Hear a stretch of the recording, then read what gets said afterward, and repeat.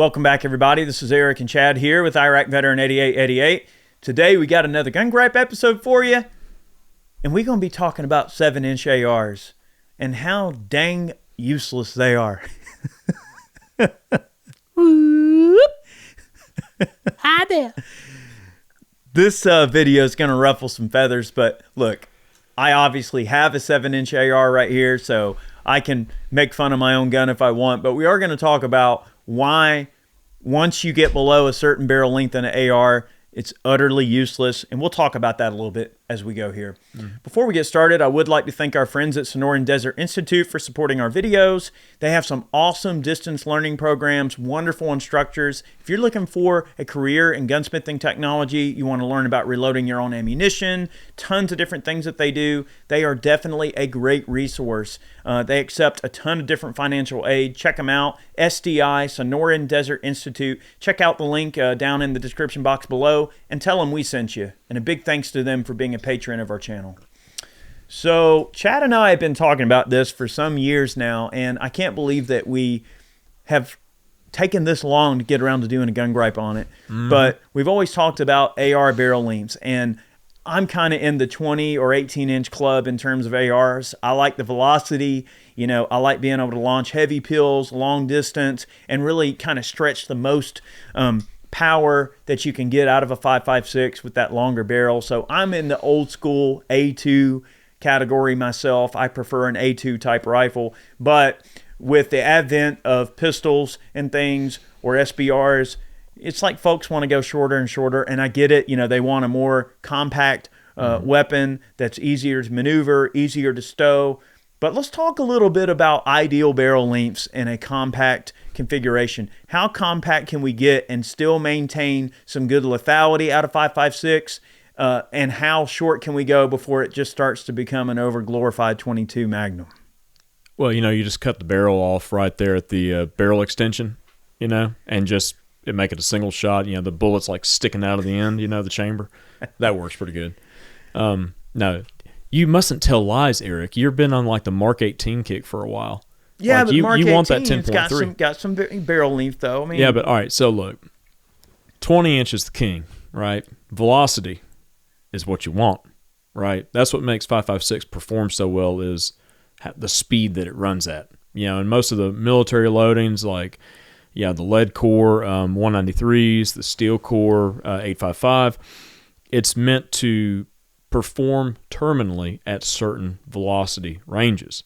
All right, you get down below that velocity threshold, which, like for M855, I think it's around 2,600 feet per second or so.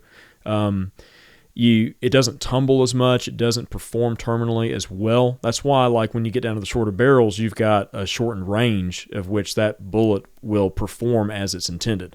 All right, that's why people in the shorter barrels will use like the 77 grain loadings, like 75 grain taps, bullets like the Gold Dot or the trophy bonded bear claws, you know, fusion type projectiles, that sort of thing. That federal FBI load that has the bonded bear claw bullet is a 62 grain bonded bear claw that great little round. It's like a 63 grain, I think, or 64 grain, somewhere around there, but it's right in that ballpark. But you got to use special ammunition to make these short barrels work properly, all right? Because a lot of those bullets, they'll expand and perform terminally down to like 1,800 feet per second. So boom, there you go. You've solved the problem of the short barrel AR. But like, why create the problem to begin with? Why not just use a barrel length that actually works? And like, I'm in the school of thought, like, I don't want anything less than 11.5 inch barrel, because you get down to 11.5 inches and then you drop down to like 10.5, 10.3, you lose like 80 feet per second. Whereas the average is about 30 feet per second per inch of barrel on a 5.56. And losing that inch of length, is that really going to make much difference in how compact that firearm is when you're actually losing a ton of performance? And then when you go from a 10.3 down to a 7, now that's really where you're talking a huge robbing of performance and what the 5.56 can do. So look, an 11.5 inch barrel, I'm still getting over 2,700 feet per second with like triple G M855. I'm talking full power, NATO loaded M855, NATO spec ammo. Sure. You shoot that same ammo out of a 7-inch barrel with a pistol-length gas system on it, and that's another thing we'll talk about too is gas system lengths.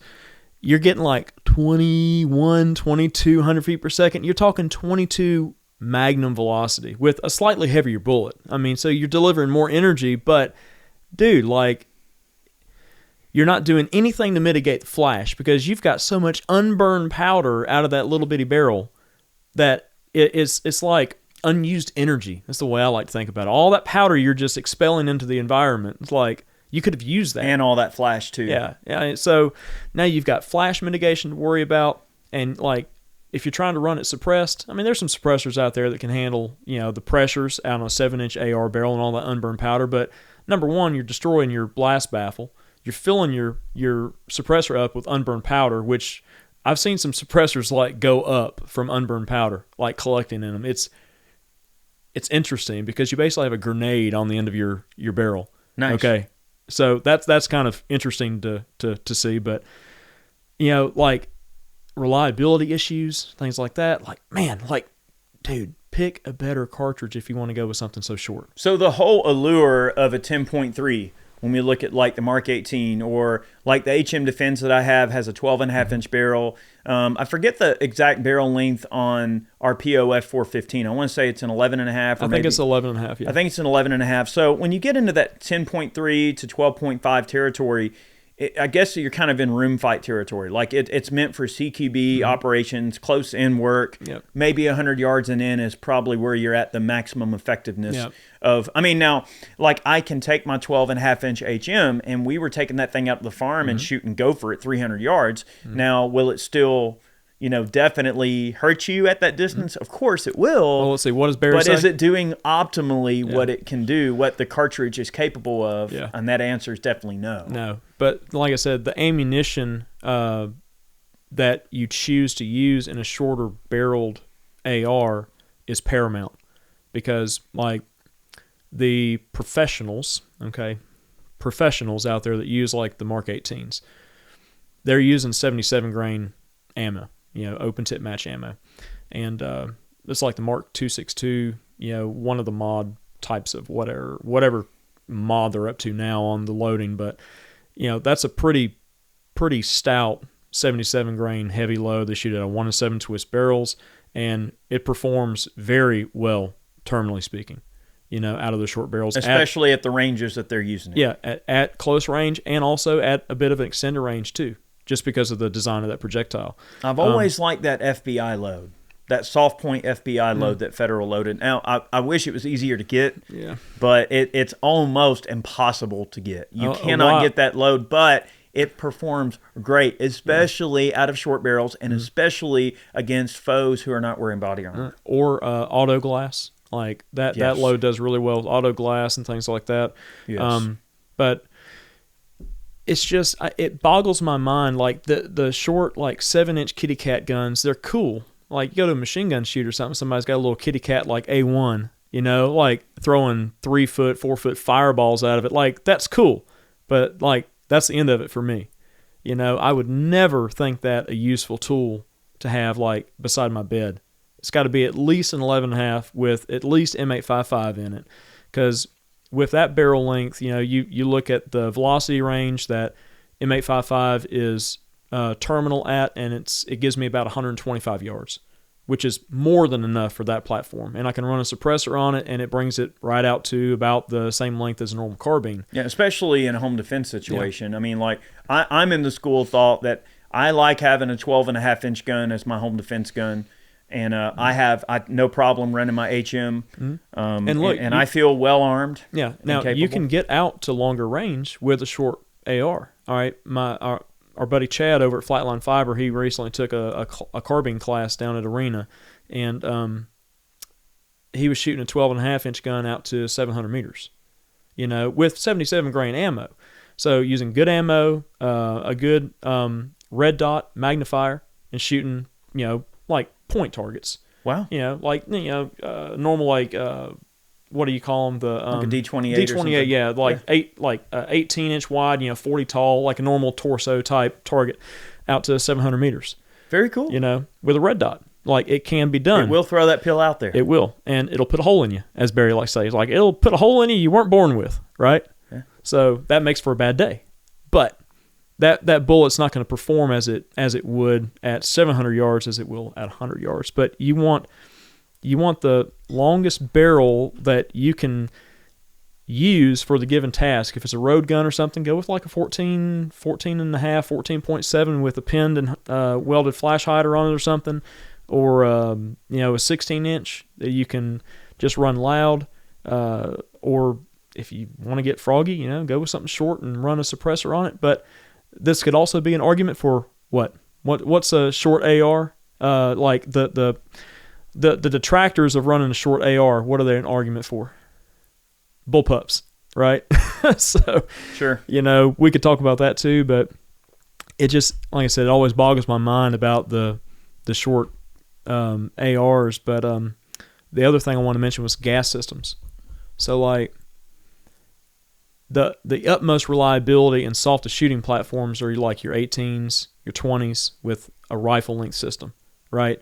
You've got relatively lower pressure at the gas port, so that gas is coming back. You got good dwell time. You've got a reasonably heavy buffer and spring, and all that equates to like a perfectly balanced system. They suppress really nice. They suppress really well. All right.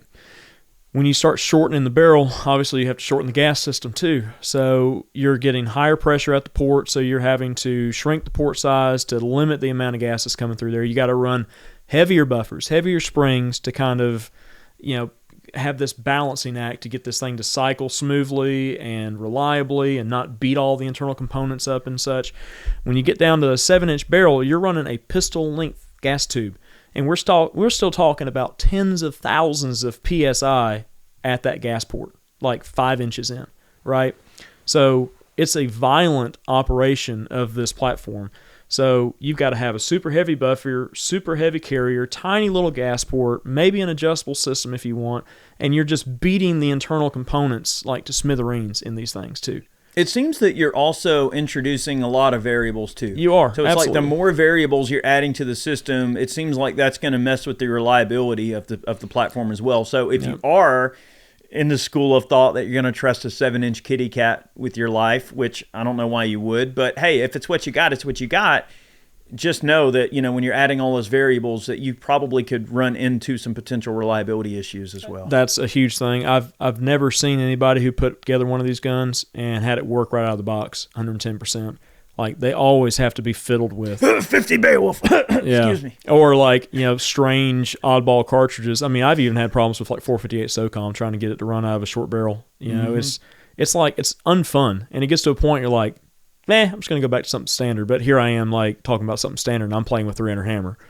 I bought 500 pieces of Starline 50 Beowulf brass, and I got a bunch of Lehigh projectiles, and I bought a bolt and a barrel and an upper and a brake, and I was going to put a Bowers Verse 50 on that upper and run, have a suppressed 50 Beowulf because why not? Because bowling balls. Mm-hmm. But I've yet, even with lowering the port, I've yet to get the gun to run properly. So I don't know what to do. And it gets to a point where it's like, it becomes unfun. It's not fun anymore if it's not reliable. Yeah. That's the biggest thing with me is just, the fun factor for a 7-inch, it's there. But the tool factor is not. There you have it. So that's the gripe. Look, I'm not saying that 7-inch isn't cool to play with. They are. What? Wait a minute. Don't treat it like a serious tool. It's just for fun. 7 inches is for fun.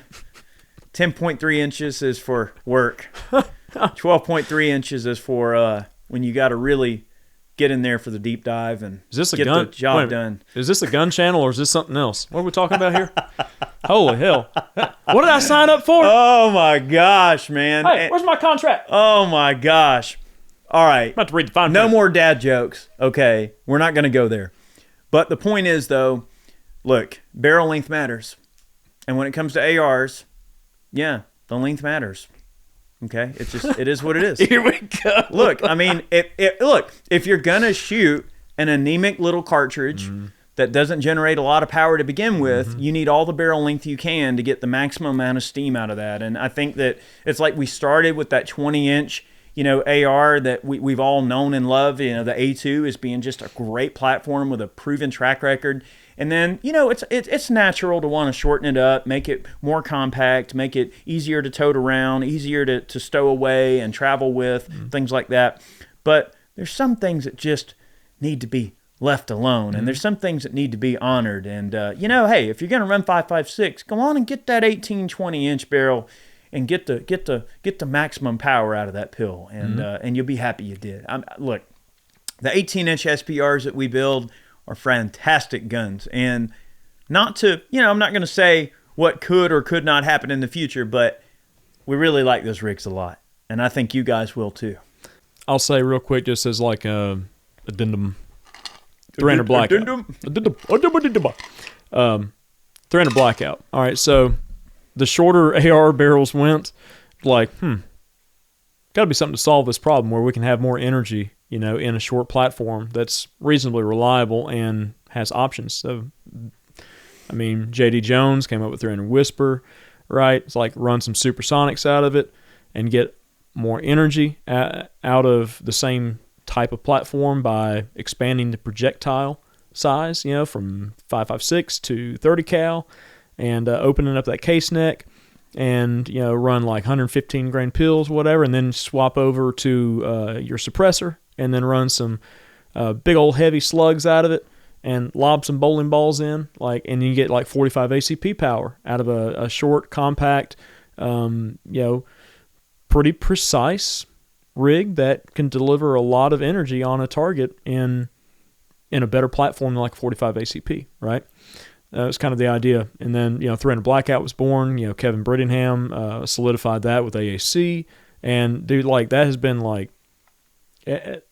a crazy, there's been a crazy demand for 300 Blackout over the past decade plus. I got to shoot Kevin's 8.6 Blackout at the CanCon shoot. Oh, yeah. It was really cool. Yeah. He had a small fix set up, an 8.6 Blackout, and it was epic. It sounded great, and when it smacked the steel, it hit with a lot of authority. So Kevin's always got some outlandish things going on, and I know this year we're going to be getting down and doing some deer hunting with the 300 hammer that you got set up. And so the 300 hammer is kind of like a 300 Blackout with a little more powder. So 300 hammer is it's a revised 7.62 by 40 that Bill Wilson kind of came up with.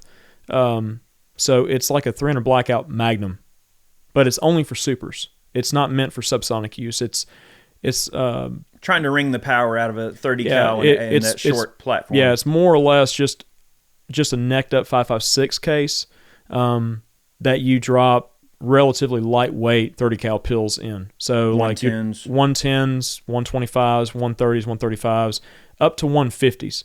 Like some of the Spear soft point offerings. Have you been able to secure any of the triple shocks, the Barnes? They're too long because they're they're too long for that particular application. It needs that's to be a great bullet. Yeah, it's got to be like lead core. And if I'm doing monolithic, it's only the 110s, like the Lehighs, the Control Chaos and stuff, because you're limited on the amount of powder that you can cram in there, and it's weird. You have to settle the powder in. I have to use one of the extended funnels and get that powder to really settle in there because I'm using the CFE black. And I actually kind of take my tray and tap it down, compress the powder even more before I drop the projectile on there. Wow. There's not much room in there. Every load is compressed.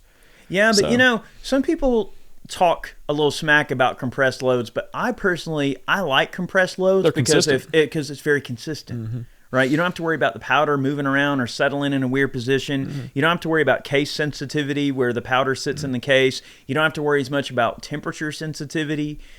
I think there's a lot of arguments that can be made for the positivity of a compressed charge in a hand load, but I digress. That's outside the realms of this particular gun gripe. But we mainly want to talk about barrel lengths, but there are a lot of cool oddball cartridges out there for ARs, and it just goes to show the utility of the AR platform and how useful it is and how many cool things you can do with it. So don't be afraid to use a short barrel. If you want to run a kitty cat, build a kitty cat upper for fun. I've got one. That's a Dolos that Chad has right there.